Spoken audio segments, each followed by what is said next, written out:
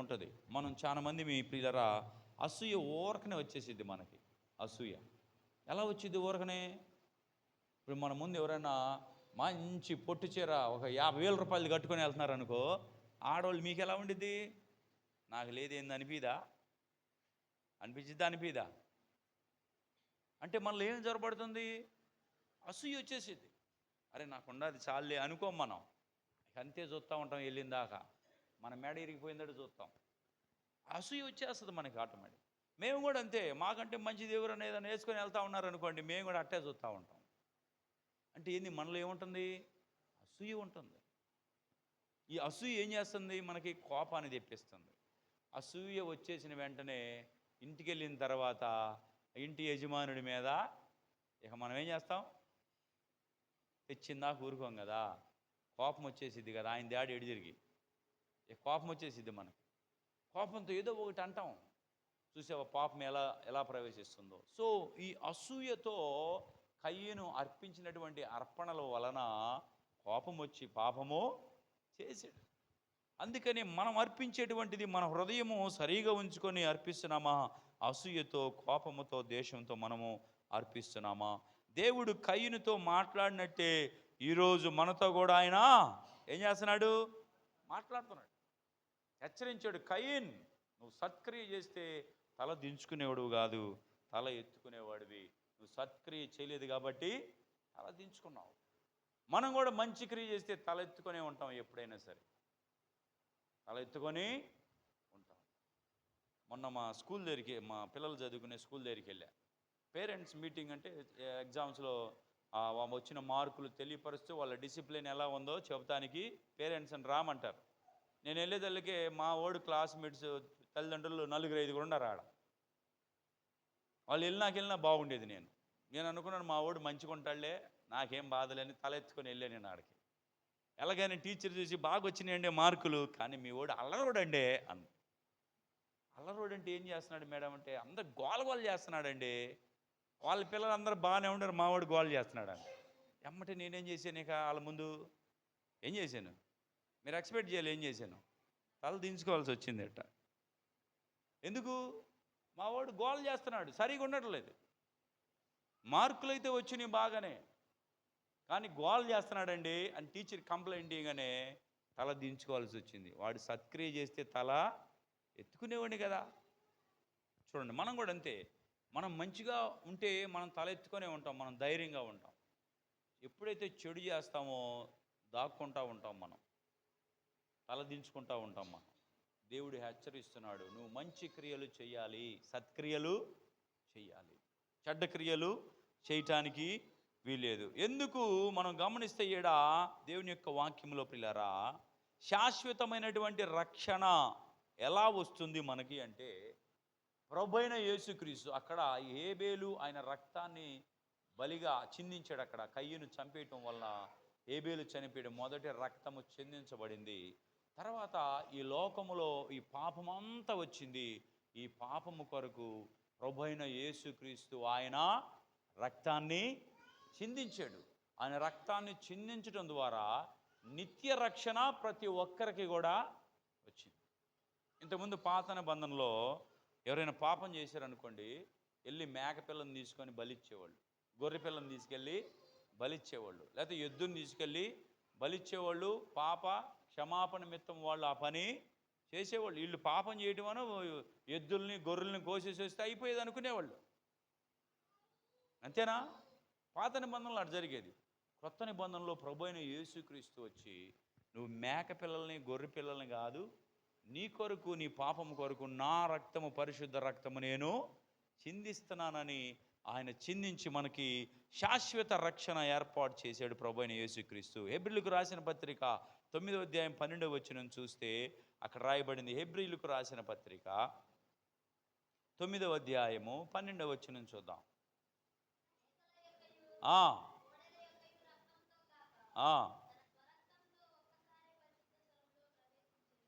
చూడండి ఏం రాయబడింది ఇక్కడ మనం గమనిస్తే, మేకల యొక్కయు కోడెల యొక్కయు రక్తముతో కాక తన స్వరక్తముతో ఒక్కసారి పరిశుద్ధ స్థలములో ప్రవేశించెను. కాబట్టి ఇంతకుముందు మేకలు కోడెల రక్తాన్ని చిందిస్తూ ఉన్నారు. కానీ ప్రభు అయిన యేసుక్రీస్తు వచ్చి ఒక్కసారి అందరి కొరకు ఆయన రక్తాన్ని, పరిశుద్ధమైన రక్తాన్ని ఆయన చిందించాడు కనుక మన పాపాలన్నీ ఆయన తీసివేయటం జరిగింది. హెబ్రీయులకు రాసిన పత్రిక 10వ అధ్యాయము 10వ వచనంలో రాయబడింది. అది మరొక మాట చూద్దాం. 10వ వచనం, యేసుక్రీస్తు యొక్క శరీరము ఒక్కసారి అర్పించబడుట చేత ఆ చిత్తమును బట్టి మనము పరిశుద్ధపరచబడి ఉన్నాము. ఆయన చిందించిన రక్తం ద్వారా మనందరం ఏమయ్యామంట? పరిశుద్ధపరచబడ్డామంట. మనం ఆయన రక్తము చిందించకపోతే పరిశుద్ధత లేదు మనకి.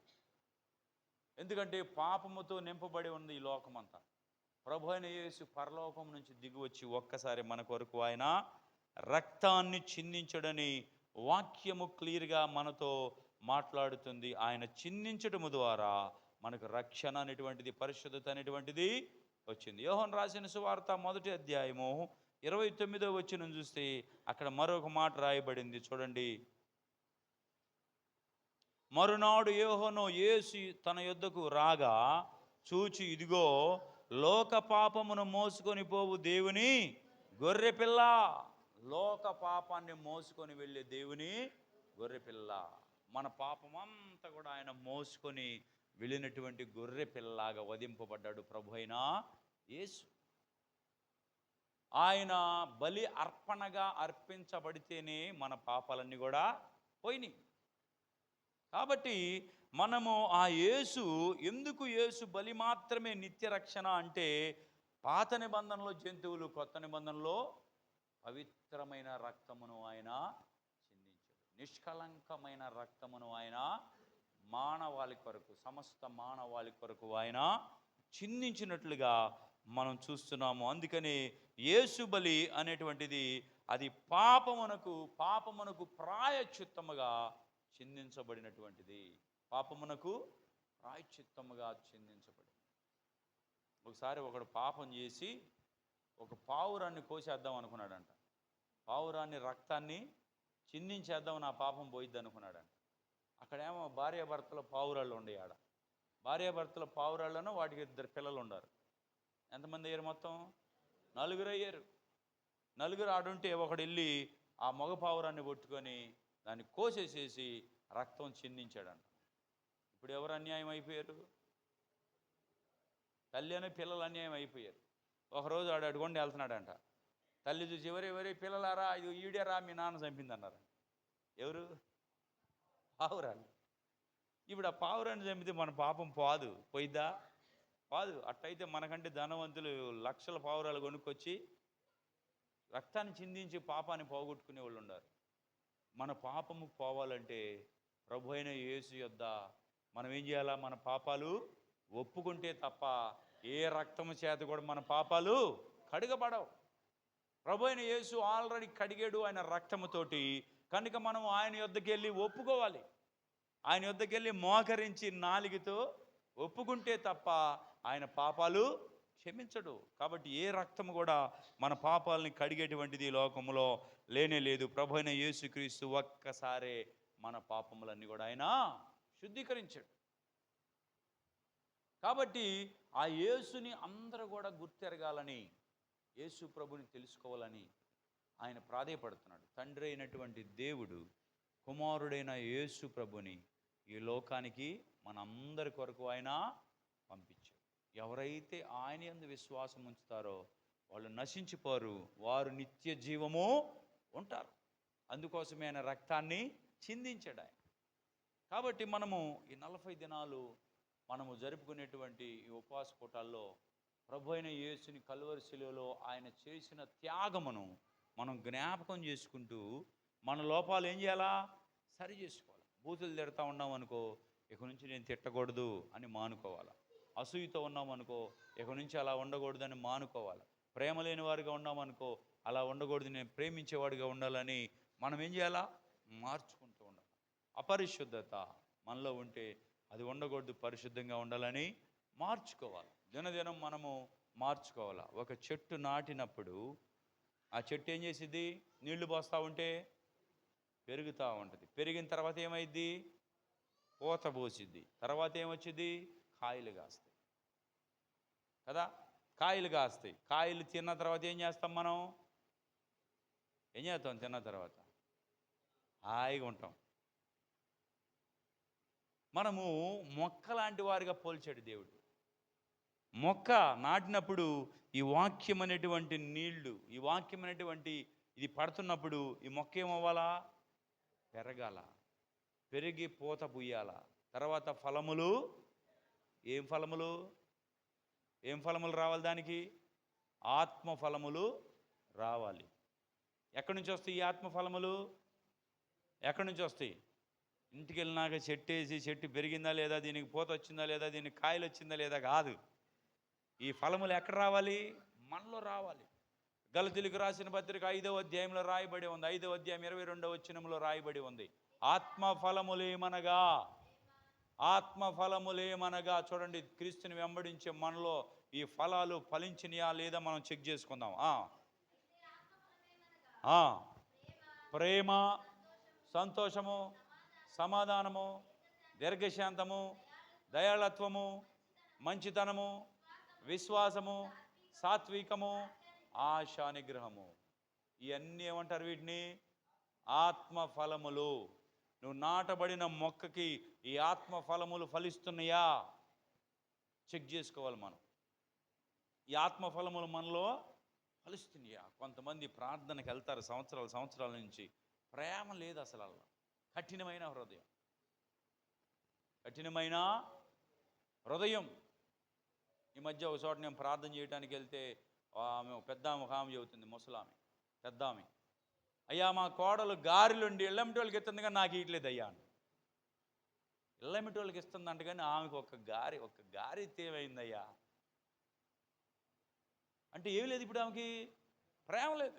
ప్రార్థనకి వెళ్ళిద్ది, మళ్ళీ ప్రార్థన చేసిద్ది, పాటలు పాడిద్ది, అన్నీ చేసిద్ది, కానీ సొంత ఇంట్లో ఉన్న అత్త మీద ప్రేమ లేదు. ప్రేమ లేదు. ఇక్కడ ఆత్మఫలములు, ప్రార్థనకి వెళ్ళేటువంటి మనకి ఆత్మఫలముల్లో మొదటి ఫలం ఏందది? ప్రేమ. ప్రేమ ఉండాలా. ప్రేమ లేకపోతే నీలో నువ్వు ఇంకా దేవుని సన్నిధికి వస్తున్నావు కానీ నువ్వు ఎదగటం లేదు. అపవాది నిన్ను అణిచేస్తుంది.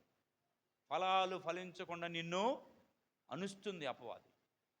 ఇప్పుడు దేవుని సన్నిధికి వెళ్ళే మనలో ప్రేమ ఉండాలి, సంతోషం ఉండాలి, సమాధానం ఉండాలి, దీర్ఘశాంతం ఉండాలి, ఇంకా మంచితనం ఉండాలి, ఆశానిగ్రహం ఉండాలి, దయాళత్వం ఉండాలి, సాత్వికం ఉండాలి. ఇవన్నీ కూడా ఫలాలతో కూడినటువంటి ఏ చెట్టు కాయు మన హృదయంలో కాసేటువంటి. దేవుని సన్నిధికి వెళ్ళే మనము ఈ ఫలములు మనము ఫలించాలి. దేవుడు కోరుకునేది అదే. మరి అవి ఫలించుతున్నాయా మనలో, లేకపోతే మనం అణిచివేయబడుతున్నామా? అపవాది అందరిని శోధించింది. ఇప్పుడు నేను పరిశుద్ధుణ్ణి అని నేను రుజువు చేసుకోవాలంటే ఏం చేయాలా? ఏం చేయాలి చెప్పండమ్మా? ప్రార్థన చేసుకోవాలా? ఇప్పుడు నేను పరిశుద్ధుడిని అని రుజువు చేసుకోవాలంటే నేనేం చేయాలి? ఏం చేయాలి? నేను పరిశుద్ధుడిని రుజువు చేసుకోవడానికి నాకు ఎన్నో వస్తాయి శ్రమలు కదా. ఇప్పుడు ఈ శ్రమల్లో దేవుడు చెప్పిందే చేయాలి. నేను దేవుడు చెప్పనది నేను చేయకుండా కాపాడుకుంటే నేను పరిశుద్ధుడిని రుజువు అవుతుంది. లేకపోతే ఇప్పుడు నేను అందరిలాగా నేను కూడా ఉన్నాను అనుకోండి, నేను పరిశుద్ధుడిని ఎవరంటారు? అంటారు ఎవరన్నా? అనరు. అందుకే మనకి పరీక్షలు వస్తూ ఉంటాయి, సైతాను మనల్ని శోధిస్తూ ఉంటాడు. సాయంత్రం ఎవరైనామా ఇక్కడ స్క్రీన్ వేసి మంచి కొత్త సినిమా రిలీజ్ అయింది, వేస్తున్నాం థియేటర్లో కాదు, వేస్తున్నాం అన్నారు అనుకోండి, ఇప్పుడు పరీక్ష మనకి, మన పరిశుద్ధతకి పరీక్ష. ఇప్పుడు వెళ్ళి అందరూ చెప్పుకొని అమ్మ పెందలు ఇక్కడ అన్నం కూరలు వండుకొని రండి, ఆడ వేస్తున్నారు, ఆడ కూర్చుందాం అని కూర్చున్నారు అనుకోండి, మీ పరిశుద్ధతకి పరీక్ష. వాళ్ళు ఎంతటోళ్ళు అయినా కానీ ఎవరన్నా పిలవని, నో నేను దేవుని నమ్మిన దేవుని బిడ్డని నేను చూడకూడదు అని నువ్వు నిగ్రహ శక్తితో ఉన్నావు అనుకో, నీ పరిశుద్ధతను నువ్వు కాపాడుకున్నట్టు. మరి కాపాడుకుంటున్నామా మన అందరం? లేకపోతే ఆ బొగిలి రేగులు చూస్తున్నామా? కాపాడుకుంటున్నాం మనందరం. దీపారాధన ఏదో వాటి పేర్లు కూడా తెలియదు నాకు. కార్తీక దీపమా? అవి చూస్తున్నామా? ఇప్పుడు అవి చూస్తుంటే మరి మనలో పరిశుద్ధత ఎలా ఉంటుంది చెప్పండి? కొంతమంది కాసుకొని ఉంటారు, ఆ టయానికి పనులన్నీ చేసుకొని వచ్చి రెడీగా ఉంటారు, ఇంక రాదేంద్రా అని. కరెంటు పోవాలి, అప్పుడు ఎంత అప్సెట్ అయిపోతారో. ఎంత బాధో. ఇంట్లో అన్నం ఉందో లేదో కానీ దానికి బాధపడరు, ఇది కరెంట్ పోయిందని బాధపడతారు చాలామంది. వాళ్ళు యాక్టింగ్ చేసేలా వాళ్ళు మనల్ని ఏడిపిస్తూ ఉంటే మనం ఏడుస్తూ ఉంటాం. వాడు కళ్ళు